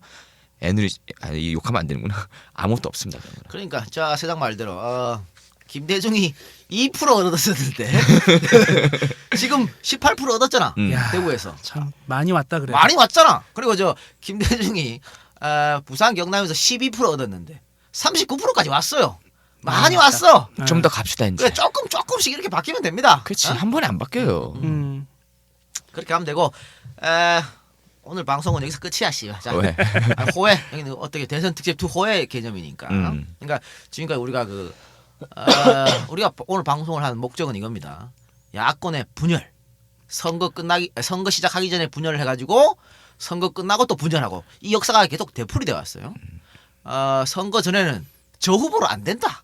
그치 흔들고 이렇게 흔들면서 싸움 시작하지. 그래서 선거할 때는 조용히 있다가 이기면 입 닫고 지면 니 때문에 졌다 이렇게 지금 분열되는 건데 지금도 마찬가지죠. 이번 선거도 선거 전에 후보 흔들기 있었죠. 안철수만 바라봤지. 우리 후보 흔들고 안철수 바라보고 그리고 지니까 니 때문에 졌다. 그래서 이제 나가라 이렇게 되는 겁니다. 아니 왜 국회의원까지 관두라 그래 그럼? 몰라. 책임은 져야 돼 문재인이. 어쨌든 간에 자기가 후보로 나왔으니까 그치. 책임을 져야 되는데 이런 식으로 친노라는 새누리당이 좋아하는 딱지를 붙여가지고 다 몰아내면 아까 얘기한 것처럼 제일 좋아할 사람들은 새누리 애들이에요. 그걸 아시라고. 그리고 지금 친노 다 빠져나가가지고 그러면 부산 경남에서 어떻게 할 거? 그러니까 어떻게 할 거냐고. 안철수 신당? 그건 안철수가 와야 되는 거고 오지다는 거를. 아이고 참. 와도 당을 만들지 그것도 않았는데 몰라요. 어떻게 알아? 나는 진짜 안철수의 그 마음은 아무 진짜 모르겠어. 예측이 안 돼 그 장관은. 그건 모르는 거니까. 제발 좀 싸우지 좀 맙시다. 누구 몰아내고 분열하고 우리끼리 좀 이러지 좀 말자고. 새누리처럼 똘똘 뭉치지는 못할 망정. 어떻게 이렇게 분열하고 싸우고 지랄하는지 모르겠어요. 좀 힘을 좀 합쳐가지고 조금씩 세상을 바꿔나가는데 우리 다 같이 좀 힘을 내자고요. 그러면 오늘 어쨌든 우리 목적은 그런 의미에서 분열 좀 하지 말고 누구 탓이라고 특정 책임질 까는 책임져야 되지만 과도한 책임을 묻지 말라는 얘기지. 오늘 방송했는데 자 마무리 멘트로 이 박사. 네, 저는 근데 일단 이 작가하고 약간 얘기가 다른 게 분열하려면 지금 했으면 좋겠어요. 차라리 졸라 빨리 분열해서 붙으면 저기 나갈 사람 다 나가고 저기 그 한광호, 김경재 그런 사람들처럼 갈론 빨리 가고 좀 적은 수라도 강하게 좀 박근혜 대통령을 견제할 수 있는 대통령 당선자를 견제할 수 있는 그런 야당이 강하게 똘똘 뭉쳐서 만들어줬으면 하는 생각도 있어요. 이 박사가 이 방송을 하면서 점점 이 진짜 극렬한 아니 나 그래서 노빠가 차라리 되고 있다. 어떡하지? 아니 그래 아니 난 노빠라는 게 아니라 아니 따로 똑같이 난 그게 되게 중요하다고 보거든요. 그래서 진짜 공통의 목표를 가진 좀 정치 한번 바꿔보자 하는 사람들이 딱 단결돼서 뭉쳐가지고. 그런데 걔네들 또 네가 말한 그 사람들이 또 당을 만들잖아. 거기서 또 갈라진다. 그러니까 야권은 안 돼. 물론 나는 그게 좀 우려가 되지. 야 열린우리당이 그래서 갈라진 거 아니야. 야 민주당에서 왜 열린우리당 갈라져 나왔는데 야 이게 좀 건너갑 이런 사람 좀 몰아내고 정동영이 그래서 한 거 정풍운동하고 그 천신정 그래서 한 거 아니야. 그래 열린우리당을 만들었는데 와 또 갈라졌잖아. 에휴 참 역사가 이렇게 반복이 되네요. 그래서 내가 볼 때는 아까 이 작가 말한 대로 나갈 사람 또 나갈 것 같긴 해요. 예. 그런데 거기에 절대 흔들리지 맙시다. 그리고 이제 박근혜가 그 무엇도 아닌 국민들의 선거에 의해서 당선이 됐습니다.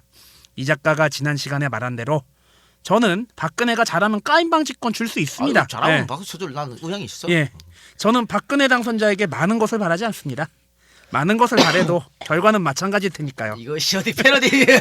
이거 무혜정 패러디인데. 너 그저- 그러니까 노빠 소리 듣는 거야 이 새끼야. 아이 계속 들어봐 임마. 그저 선거운동 기간 동안 내세웠던 공약만이라도 잘 지켜줬으면 그리고 약속했던 비전이라도 다 실현시켜줬으면 좋겠습니다.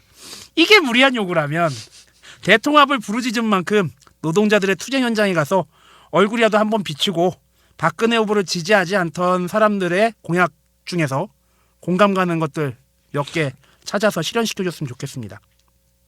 이것도 무리한 요구라면 현 대통령과 다른 정권인 양 유세 기간 동안에 한참 그랬던 만큼 지금 현 대통령 의혹 있는 거 탈탈탈탈 털어줘도 저는 까임방지권 줄 수 있습니다. 그리고 이제 우리는 무엇을 해야 되냐가 되게 중요한데 이때 우리 요 몇 달 며칠 멘붕이었던 거 잘 기억해서 박근혜 당선자를 비롯해서 모든 정치권이 여당 야당 할 거 없이 그리고 시민단체 노동계까지 모든 정치권과 시민들이 잘하나 못하나 잘 감시하고 올바른 역사인식 가지고 교양 잘 쌓고 정치권, 재계, 언론, 시민단체 등등 잘하면 지지하고 나쁘게 하면 비판할 줄 알고 그렇게 행동을 하는 게 되게 중요하다고 생각을 합니다. 깨어있는 시민들의 조직된 힘이라는 말에서 일단 깨어있기라도 해야 된다고 생각을 합니다. 이상입니다. 세자. 그 선배가 전화가 왔어요. 저보고 너 어디 간다고? 그래서 봉화 내려가고 있는데 네가 거길 왜 가? 네가 거길 왜 가? 얘가 거길 왜 가? 제가 그래서 그 선배한테 그렇게 얘기를 했습니다. 저는 개인 인간 노무현을 되게 좋아했어요. 그러니까 정책적인 거는 말고요, 그냥 좋아했고 저는 이렇게 생각을 합니다. 정치는요 생물이에요. 그 정치가 생활화가 돼야 됩니다. 이렇게 돼야지 어느 순간 이 야권이라는 쪽에서도 이런 걸 반대하고 있는 거예요. 저는 그걸 싫어하는 사람들이 얘기하는 게 친노, 노무현을 좋아하는 사람들, 이 세력들을 싫어하는 사람, 야권에서 왜 싫어하냐면 정치가 생활화되는 거 싫어하는 것 같아요. 그러니까는 이런 정치가 일상화되는 게 이루어지면 그 잃는 게 생긴 사람들이 생기거든. 왜냐면은 기존에 자기가 먹고 사는 게 있었으니까 거기에. 그러니까 이런 것들은 이런 포지션을 점점 줄여야 됩니다. 정치는요, 어떤 사람들도 마찬가지지만 정치는 지극적인 개인적인 겁니다. 자기 개인이 전부 정치적인 거고요. 사회가 진화할수록 원래 정치적인 포지션이라는 게 더 없어져야 되거든요. 그렇지. 진화한 사회에서 그래야 되는데 이상하게 이놈의 한국 사회는 그 빠르게 발전을 해왔는데 점점 정치는 더 옛날로 가고 있어요. 우리도 이거 방송하려고 찾아보면요, 어쩜 이렇게 토시하나 안 틀리게 똑같이 나오는지 모르겠습니다. 그 한국 사회는 진화하는 나이테가 굵어질수록 정치라는 이 포지션들이 점점 퇴보하는 있는 이런 현실을 막기 위해서 우리는 과거를 공부하고 그다음에 정치를 사소하게 관심을 가져야 됩니다. 일상적으로. 일상적인 것이 자연스러워지면 그게 힘이 되고요. 그게 자기 몸에 습관이 되면 그 다음에는 정치라는 것들이 남의 일이 아니라 내 일이 되고 이렇게 자기네끼리 모여가지고 이합집산하는 사람들의 이런 행동들을 저희가 다 견제를 할 수가 있을 것 같습니다. 됐나? 예. 그래요. 자, 그 요즘에 말이죠. 소위 야권 정치 평론가라고 하는 사람들이 친노 책임론 계속 얘기를 하지. 그런데 물론 문재인이 책임을 져야 되는 건 맞아요. 문재인이 책임이 없다는 건 아니고, 근데 야권의 그 정치 평론가 이런 식으로 계속 친노거리면서 하면은 이게 바로 정치 혐오증을 불러일으키는 겁니다. 그래가지고 지금 막 그것 때문에 야권 서로 분열하고 싸우고 지지자들끼리도 그러고 있죠. 이런 짓이 전혀 도움이 안 된다. 그렇죠. 이런 걸 제가 말씀드리고 싶고요. 지금 민주당의 쇄신파 그리고 반노라고 하는 사람들이 그 다음 민주당 뭐 당내 경선이라는 이런 거에서 모바일 선거를 없애려고 그러고 지금 하고 있어. 왜? 모바일 선거 하면 얘들이 친노를 이길 수가 없어.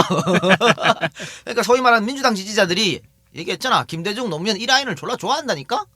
그러니까 모바일 선거를 하면 자기들 이길 수 없으니까 옛날로 돌아가서 자기들 당원들하고 대의원끼리만 해가지고 선거를 하려고 그랬지. 그러면 누가 돼? 저번에 그렇게 했으면은 손학규가 됐겠지. 그러면 얘기했지만 1000만 표도 못 얻었습니다. 손학규가 됐으면은. 그걸 알아야 되는데 얘들이 왜 모바일 선거를 없애려고 하는지 아주 과거로 세상 발전은 과거로 돌아가는 거지. 2002년에 그 국민 경선이 없었으면 노무현은 대통령이 안 됐어요. 그것 때문에 높은 바람으로 이래가지고 된 거 아니야. 그래서 모바일 선거라는 어떤 획기적인 거를 들고 나왔는데 이거를 이제 하면 안 된다. 선거에서 이것 때문에 졌으니까 하면 안 된다. 정치를 뒤로 자꾸 돌리는 식. 물론 그 당원과 대의원들하고 일반 국민들하고 똑같이 취급할 수는 없어. 그래서 가중치를 두잖아. 그렇게 해서 선거 제도를 조금씩 고치는 걸로 해야 되지. 당내 제도를 고치는 걸 해야지. 이것 때문에 모바일 선거를 없앤다고 한다는 거는 이거는 자기들의 기득권 그걸 지키려고 하는 것밖에 안 된다는 거고요. 제발 좀 민주당이 정신 차렸으면 좋겠습니다. 항상 얘기하잖아. 민주당이 좋아서 민주당한테 표 주는 거 아니라니까. 지금 대안이 없어가지고 어쩔 수 없이 주는 건데 그거를 모르고 말이죠. 나 질문. 그러면 문 비상대책위원장 체제 아래서 민주당 어떻게 될 것 같아? 나는 그것도 웃겨요. 문희상은 친노 아니야? 문희상도 친노야. 아니 난 문희상 씨 됐다는 얘기 괜찮은데 이 정도면? 아니 웃긴 것들이야. 얘들이 그러니까 줏대가 없어. 나는 깜짝 놀랐어 솔직히. 아니 친노거리다가 얘네들 그 프레임 하면 문희상은 120% 친노입니다. 그렇지. 왜 뽑았어 그러면? 왜 추대했는데? 좀 이상한 애들이야 이거 진짜. 진짜 그 문희상 씨 말대로 진짜 자다가 홍두깨 맞은 기분일 거야. 아니, 어떨 때는 친노는 이래서 안 된다고 그래. 어떨 때는 그래? 이 정도면 친노지만 괜찮은데? 아니 뭐 범노라고 해가지고 그런 것까지 끌어들여서 안 된다 그러더니만. 광노 없나 광노? 내가 광노겠다. 저기 아까 이 작가님 말씀하신 것처럼 모바일을 없앤다고 하는 건 딱 의미는 이거 하나예요. 정치에 관심을 갖는 일반 국민들이 없었으면 좋겠다. 그러니까 우리끼리 할게. 새누리는 계속 여당 하시고요. 민주당 우리는 계속 야당 할게요. 이 생각이야. 그렇지. 그렇게 아까 세작이 정치를 일상적으로 관심을 가지라고 얘기했는데 그런 걸 막아가지고 일본에서 자민당이 그렇게 오랫동안 집권을 한 겁니다. 그리고 일본 사람들은 돈이나 열심히 벌고 그리고 그 성냥갑 같은 집안에서 맨날 뭐 밤에 포르노도 보고 막 그리고 일찍 출근했다 일찍 퇴근하면서 그렇게 산 겁니다.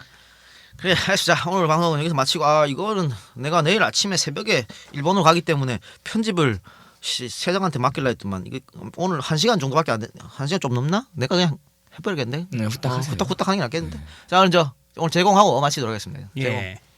제공 음식 영화 제작자 황모 대표 삼겹살 소주 맥주 치킨 할미꽃 낙지볶음 소주 고돌이 맥주, 소주, 해물탕, 짬뽕탕, 엔젤 펀딩, 토토 삐삐아빠, 후원, 김민수, 힘센 캔디웰, 달건이, 김신혜, 고경진, 고맙습니다. 카라수, 화이팅, 이혜경, 샨티, 신태균, 신민철, 수원문트, 나라라 거북이. 아우 힘들어. 박가스명수, 최정아, 이재희 화이팅, 희야, 손상국, 아름드리, 빼미 아빠 로미, 강경미, 박상희, TRC, 박민훈, 특별 펀딩.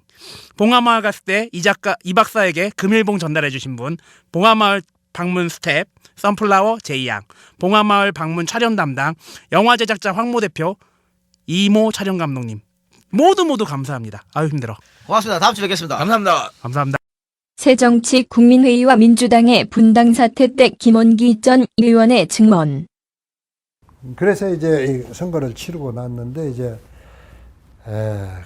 그 이후에 이제 이런 일이 벌어졌어요. 그래서 끝까지 이제 그 노무현 대통령하고 같이 이제 이 분당에 대해서 반대하는 입장을 취했는데 김대중 대통령은 이제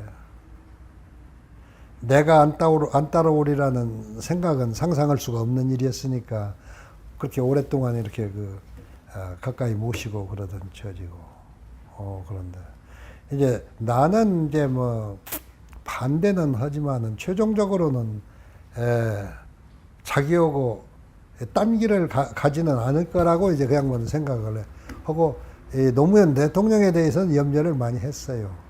노무현 대통령이 와주면 좋은데 말해야 들을 사람도 아니고 그러니까 내가 적극적으로 반대를 하고 이제 헤어져서 이제 회의가 끝나서 나오는데 김대중 대통령이 엘리베이터까지 오셔가지고 나보고 김최고 의원 노무현이는 딴 사람 말 안 듣고 이제 김최고 의원 말은 듣잖아. 노무현 좀 설득 좀 해줘. 나보고 이제 간곡하게 부탁을 하더라고. 근데 그때 노무현을 설득하는 것이 아니고 나도 이제 되돌이킬 수 없는 상황이 왔고 그런데 저 양반이 나에 대해서는 최종적으로는 자기하고 행동을 같이 할 것이다 생각하고 노무현 부탁만 그렇게 하더라고. 노무현 좀 설득해 달라고. 이거는 물론 우리의 위대한 영웅인 노무현 전 대통령 서거를 슬퍼하신 동시에 나는 국민 각자의 마음에 있는 슬픔을 노무현의 슬픔과 같이 묶어서 서러워하고 있다고 생각합니다. 우리나라 민주주의가 지금 위기에 처해 있습니다. 보십시오. 시청 앞에서 분양하는 것조차 막고 있습니다. 내가 내일이 아니라 내일입니다. 내일 주도사를 하게 되는데 그것도 정부가 반대해서 못하게 됐습니다. 이 국민들 지금 민주주의가 엄청나게 후퇴하고 있고 서민 경제가 전례 없이 빈부격차가 강화돼서 어려움 속에 살고 있고 그리고 우리가 눈앞에 보다시피 언제 뭐가 될지 모르는 남북관계가 초긴장 상태에 있고 이런 가운데 국민은 속수무책인 것입니다. 국민은 슬픈 것입니다. 국민은 누구를 의지해야 될지 모르는 것입니다. 이런데 가운데서 우리가 의지하던 한 분인 노무현 대통령의 서거가 바로 우리들의 이러한 슬픔과 답답함과 절망을 위에 같이 합쳐서 슬퍼하고 외도하는 것입니다. 나는 노무현 대통령의 그 윤리를 만들어서 우리가 반드시 이 나라에 민주주의를 확실하게 들어갈 것이고 고통받고 어려움 속에 있는 중소 서민들의 생활을 지키기 위해서 노력할 것이고 그리고 김대중 노무현 10년 동안에 그렇게 화해의 협력 관계를 만들어서 국민이 안심하고 발바꿔야 이런 시대를 만들었는데 지금 갑자기 이와 같은 초긴 약속이 있는데 이것도 반드시 다시 한번 들어간 이 화해, 협력 그 방향으로 해야 할 것입니다.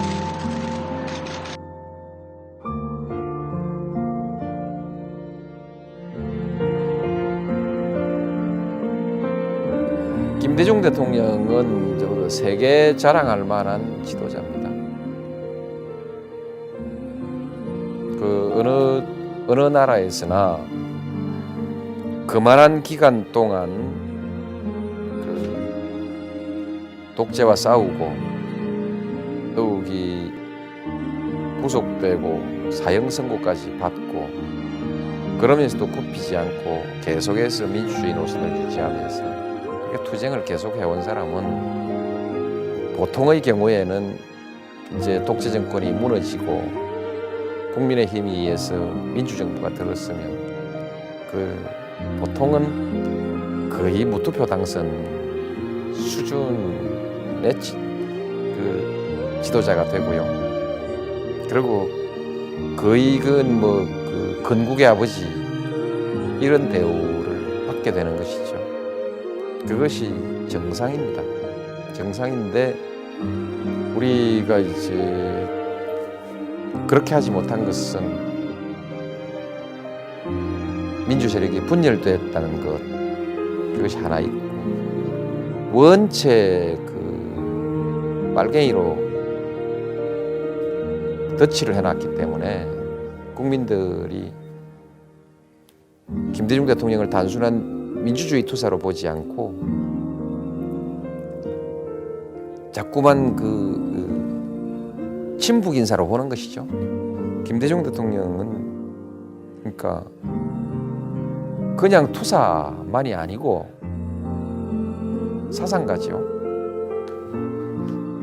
그 해박한 지식을 가지고 있고 끊임없이 새로운 지식을 받아들이고 있고 그리고 그것을 항상 그 전략적으로 요령 있게 판단할 줄 아는 지혜도 가지고 있는 특별한 지도자죠. 우리가 잘 못 알아볼 뿐이죠.